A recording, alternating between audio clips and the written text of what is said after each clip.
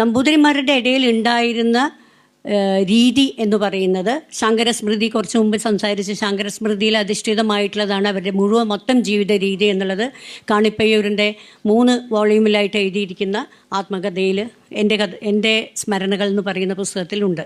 ആ മൊത്തത്തിലുള്ള നമ്പൂതിരി സ്ത്രീകളെ നമുക്ക് 3ആയിട്ട് വിഭജിക്കാൻ പറ്റും. ഒന്ന്, വൃദ്ധ കന്യകകൾ. അതായത് മുത്തുലക്ഷ്മി റെഡ്ഡിയുടെ നേതൃത്വത്തിൽ ഇന്ത്യയിൽ ബാല്യവിവാഹത്തിനെതിരെ സമരം ചെയ്തുകൊണ്ടിരിക്കുമ്പോഴും ആക്ട് ഉണ്ടാവുകയും ചെയ്യുന്ന കാലഘട്ടത്തിൽ നമ്പൂതിരിമാരുടെ ഇടയിൽ 30-35 വയസ്സായിട്ടുള്ള സ്ത്രീകൾ, കന്യകമാരായി നിൽക്കുന്ന സ്ത്രീകളായിരുന്നു കൂടുതലായിട്ട് ഉണ്ടായിരുന്നത്. അതിനുള്ള അവരുടെ ഒരു സ്വത്ത് വിട്ടു പോവാതിരിക്കാനുള്ള ഇതിൻ്റെ ഭാഗമായി അവർക്കുണ്ടായിരുന്ന ജ്യേഷ്ഠമാത്ര വിവാഹം എന്ന് പറയുന്ന പ്രൈമോജെനിച്ചർ ഇൻ മാരേജ് എന്ന് പറയുന്ന സംവിധാനമായിരുന്നു. ജ്യേഷ്ഠനും കനിഷ്ഠനും ആണ് ഉണ്ടായിരുന്നത്. കനിഷ്ഠന്മാർക്ക് സംബന്ധമാവാം, ജ്യേഷ്ഠന്മാർക്ക് വേളി തന്നെ വേണം. ആ വേളി എന്ന് പറയുമ്പോഴും സ്ത്രീകളുടെയും പുരുഷന്മാരുടെയും റേഷ്യോ ശരിയാവാൻ നല്ല ബുദ്ധിമുട്ടായിരുന്നു. അതായത് ഒരു ഇല്ലത്തിൽ 5 സ്ത്രീകളും മറ്റൊരു ഇല്ലത്തിൽ 5 പുരുഷന്മാരും ആണെങ്കിൽ ഇതിൽ മൂത്ത ആൾക്ക് മാത്രമേ വേളി കഴിക്കാൻ പറ്റുള്ളൂ എന്നുള്ളതുകൊണ്ട് മറ്റേ അപ്പുറത്തുള്ള ഇല്ലത്തിലെ ഒരു സ്ത്രീക്ക് മാത്രമേ വിവാഹം നടക്കുള്ളൂ. ബാക്കി 4 പേരും കന്യകമാരായി തന്നെ നിന്ന് പോകണം എന്നുള്ളൊരവസ്ഥയായിരുന്നു ഉണ്ടായിരുന്നത്.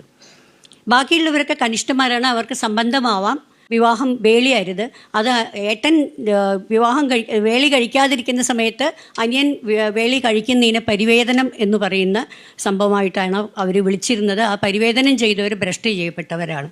ദേവകി നരിക്കാട്ടിരി, വാമന നരിക്കാട്ടിരി, EMS ഉൾപ്പെടെയുള്ളവരൊക്കെ ഭ്രഷ്ട് ചെയ്യപ്പെട്ടവരാണ്. ആ രീതിയിൽ പരിവേദനം നടത്തിയാൽ ഭ്രഷ്ട് ചെയ്യപ്പെടും എന്നുള്ളതാണ്. അപ്പോൾ അതിനൊരു ശാങ്കരസ്മൃതിയിൽ തന്നെ ഒരു തന്ത്രം കണ്ടുപിടിച്ചു. വേളി 1 അല്ല 3 വേളി വരെ ആവാം. അപ്പോൾ 3 പേർക്കെങ്കിലും വിവാഹം കഴിയും. അപ്പോൾ ഒരാൾക്ക് 3 വേളിയാവാം. അതിൽ പ്രായ വ്യത്യാസം ഒന്നും തന്നെ ഉണ്ടായിരുന്നില്ല. അപ്പോൾ അച്ഛനും, ഒരു ഇല്ലത്തിലെ അച്ഛനും മറ്റൊരു ഇല്ലത്തിലെ മകളുടെ പ്രായമുള്ള ഒരാളും തമ്മിൽ എക്സ്ചേഞ്ച് മാരേജ് ആവാം. അപ്പോൾ അങ്ങനെ ആവുമ്പോൾ പല കേസുകളിലും വീട്ടിയുടെ ഡയറിയിൽ എഴുതി വെച്ചിരിക്കുന്ന ഒരു കാര്യം, കല്യാണ പന്തലിൽ വെച്ച് തന്നെ കൈപിടിച്ച് ഈ വലം വയ്ക്കുന്ന സമയത്ത് കണ്ണ് കാണാതെ തട്ടി വീണ് മരണമടഞ്ഞ കേസുകൾ വരെ ഉണ്ടായിരുന്നു എന്നുള്ളതാണ്. അവിടെ നിന്ന് തന്നെ വിധവയാകുന്ന ഒരു പ്രശ്നം. രണ്ടാമത്തെ ഒരു കാറ്റഗറി അത്തരത്തിൽ വൃദ്ധകന്യകളായിരുന്നു കൂടുതലായി ഉണ്ടായിരുന്നത്. റെവല്യൂഷൻ വിധി എന്ന് പറയുന്ന പുസ്തകത്തിൽ ഏതൊക്കെ കുടുംബങ്ങളിലാണ് ഇത്തരത്തിലുള്ള വൃദ്ധകന്യകൾ ഉണ്ടായിരുന്നതിൻ്റെ ലിസ്റ്റുണ്ട്. യോഗക്ഷേമത്തിൽ അടിച്ചു വന്ന ലിസ്റ്റാണ്. ഞാനത് ഒന്ന് റിപ്പീറ്റ് ചെയ്ത് സമയം കളയുന്നില്ല. രണ്ടാമത്തെ കാറ്റഗറി എന്ന് പറയുന്നത് സപത്നികൾ എന്ന് പറയുന്നതാണ്. മറയ്ക്കുടയ്ക്കുള്ളിലെ മഹാനരകം എന്ന് പറയുന്ന നാടകത്രയം എന്ന് പറയുന്നതിൽ അടുക്കളയിൽ നിന്ന് രംഗത്തേക്ക് ഋതുമതി, മറക്കുടയ്ക്കുള്ളിലെ മഹാനരകം എന്ന് പറയുന്ന നാടകം.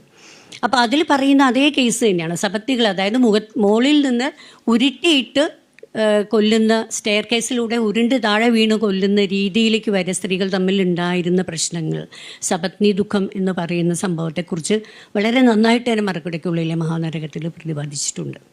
അപ്പോൾ അത്തരത്തിലുള്ള സപത്നികളുടെ പ്രശ്നം ഉണ്ടായിരുന്നു.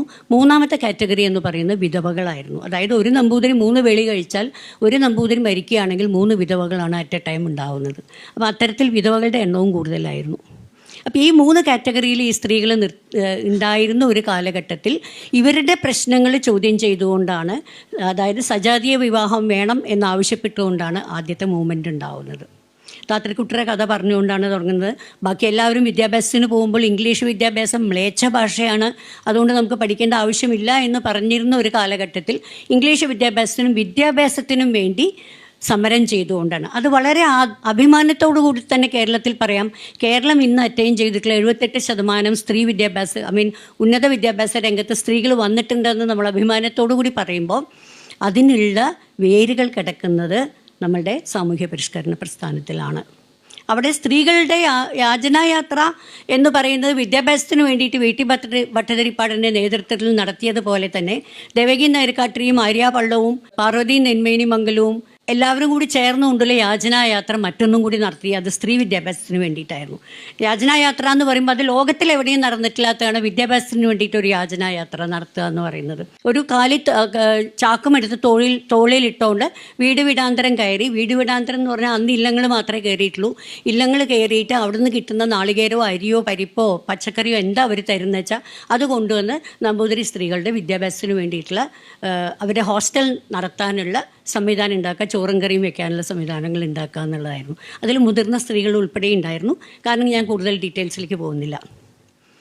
അത്തരത്തിൽ സാമൂഹ്യ പരിഷ്കരണ പ്രസ്ഥാനം യോഗക്ഷേമ സഭയുടെ നേതൃത്വത്തിൽ വരികയും കുടുംബ റെഗുലേഷൻ എന്ന് പറയുന്ന സംവിധാനം വരികയും ആളോഹരി ഭാഗത്തിലേക്ക് വരികയും ആളോഹരി ഭാഗത്തിൻ്റെ ഭാഗമായി സജാതി വിവാഹം നടപ്പിൽ വരികയും അതിവേതനം അല്ലെങ്കിൽ പരിവേതനം രണ്ടും, അതിവേതനം എന്ന് പറഞ്ഞാൽ ഒന്നിൽ കൂടുതൽ ആളെ വിവാഹം കഴിക്കുന്നതിനാണ് അതിവേതനം എന്ന് പറഞ്ഞിരുന്നത്.